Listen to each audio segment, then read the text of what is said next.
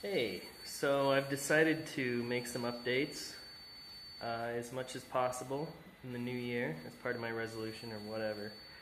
Um, so today I worked on this beast of a painting, little, whatever the hell that is, praying mantis, a character in the foreground. Because I was kind of thinking about, I was on break, over Christmas break, I spent a lot of time sitting in the corner watching movies and just chilling at my parents' house. And got me thinking about just really creating narratives, because I've been reading a lot of Stephen King and thinking about writing a lot and what writing means to me and what paintings have to do with writing and how we can tell stories with painting. And of course, there's the whole history of narrative painting involved with that as well as illustration too. And for this painting, I'm just going with phthalo blue, some raw sienna, or no, burnt umber, I guess. Raw umber. Yeah. Just phthalo blue, raw umber, and white. And then basically made this grisaille. And I fucked up the face because my blending brush had too much paint thinner on it still from when I cleaned it. But these will be a good test just to see how the grisaille works, and I kind of want to get into, drawing a lot more in my paintings in these underpainting stages, and just kind of getting into that drawing stage. And, that can be expanded upon just with drawings. Like here's a little drawing sketch I did of this beforehand.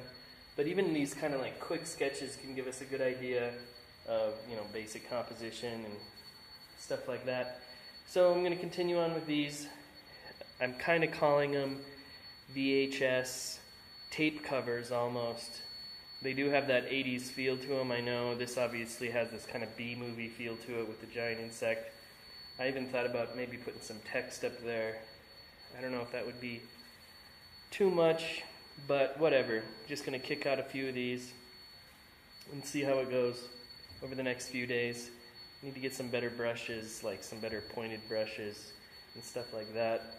And yeah, basically I got these things going on over here too. Before I left it, just finishing these up. It's actually oil paint, and I've been using a comb and tape to pull those off of there. Here's a painting of the Mars rover in a cave, thinking about lunar caves and all this sort of stuff. But, I think in a lot of ways, painting can be, I think where I'm finding myself is that I don't necessarily have one person or one type of painting that I'm creating. I have like these portraits that I've been doing forever.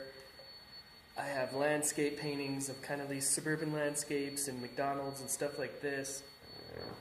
And then I've got these abstract paintings that are like technology and organic material abstract paintings. So I got like a bunch of different stuff kind of going on, but I'm going to just try to embrace that, and instead of thinking like, oh, I've got to get really good at just one thing, and that one thing is going to be my only thing forever, I'm starting to think that, my only thing is me doing a lot of different stuff, So I'm going to kind of keep on going down that path and see where it leads me.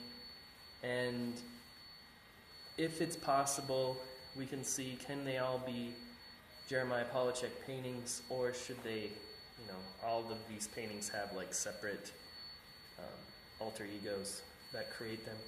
I was thinking for these, I could just call them like imaginary movies, because I used to make a lot of quick writings in a notebook of ideas for paintings, and thinking about paintings as something that can be very quickly written down just as a simple idea. Even though Stephen King did say that, writing down ideas can be, actually a detriment because a good idea should stay in your mind instead of just writing spontaneously down every single idea that you have. So that's something to consider as well. But anyway, I'm going to just bang out these paintings and see what happens. Focus more on drawing, the grisaille, the glazing, and use this time that I have here to try and hone these qualities within the work.